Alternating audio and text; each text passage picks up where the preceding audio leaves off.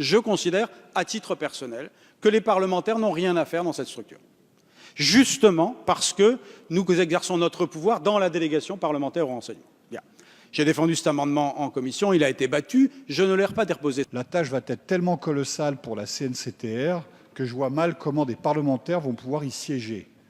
Oui, c'est une tâche à temps plein, ne serait-ce que parce qu'il faudra aller, malheureusement, je l'ai souligné hier soir, chercher certaines informations qui ne seront pas poussées comme nous l'avons vu. On voit que le débat tourne autour de présence de parlementaires ou pas au sein de cette commission. Moi, j'ai été sensible dans les arguments contre à ceux qui ont été évoqués par notre rapporteur et qui sont ceux de la disponibilité, même si chacun peut considérer aussi qu'il y aura, tel que le fonctionnement a été imaginé, des séances plénières et de l'instruction des dossiers au quotidien dans des modalités qui seront différentes. Au terme de cette réflexion, notre groupe, au nom duquel je m'exprime, a considéré que les avantages de la présence des parlementaires au sein de la CNCTR l'emportaient sur les inconvénients. Et nous trouvons que l'équilibre qui a été proposé par le gouvernement, tant s'agissant du nombre de membres que du rapport entre le nombre de parlementaires et le nombre de non-parlementaires, qui permet à la fois la pluralité, également dans cette composition la parité, il y a un amendement sur ce sujet, était quelque chose qui tournait pas mal. C'est la raison pour laquelle nous n'avons pas déposé l'amendement. Si on s'achemine vers une solution de compromis, il faut peut-être qu'on évite d'en rajouter chacun, sinon on n'y arrivera pas.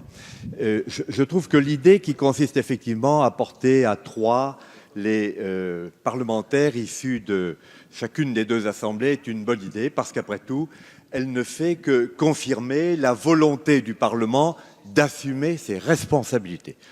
Le président Voas nous a expliqué que c'était un travail pratiquement à temps plein. J'ai plutôt tendance à le croire, car très franchement, rarement un rapporteur a eu des avis aussi éclairés, aussi pleins à nous présenter.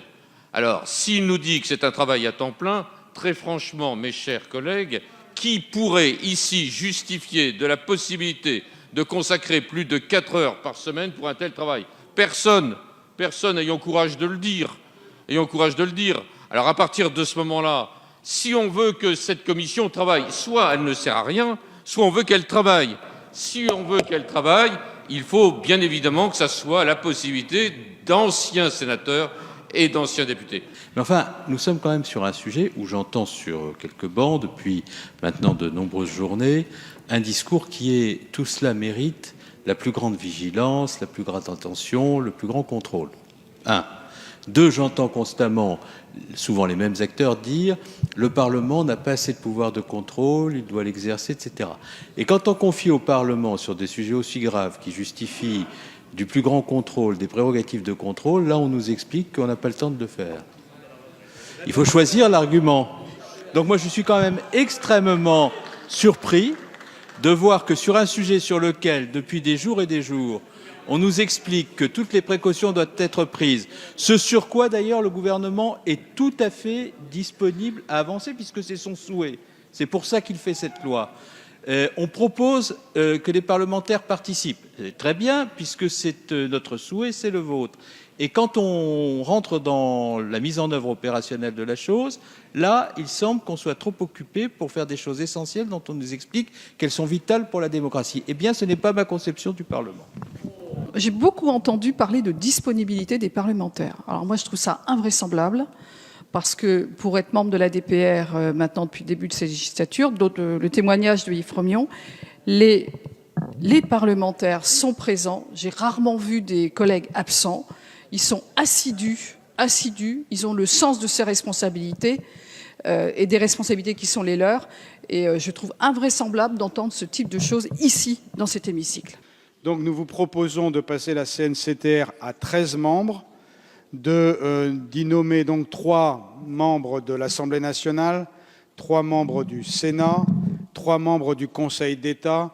Vous voyez d'ailleurs un changement sur la nomination des magistrats du Conseil d'État. Nous avons enlevé la qualité d'anciens membres du Conseil d'État et ils ne sont plus nommés sur proposition du vice-président, mais nommés par le vice-président du Conseil d'État, ce qui est une manière d'affirmer l'indépendance des magistrats qui siégeront dans l'autorité administrative indépendante. Et nous avons marqué de la même manière 3 magistrats hors hiérarchie de la Cour de cassation, nommés conjointement par le premier président et par le PG de la Cour de cassation. Là aussi, nous avons enlevé la qualité d'anciens membres.